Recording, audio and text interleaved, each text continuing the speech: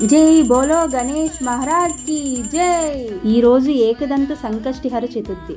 సంకష్టి అంటే మనకున్న కష్టాలను, భయాలను, దుఃఖాన్ని, ఆరోగ్య సమస్యలు తొలగించడానికి ఈ పూజని చేసుకుంటాం. ఈ పూజని ప్రతి నెలలో చతుర్థి నాడు చేసుకోవచ్చు.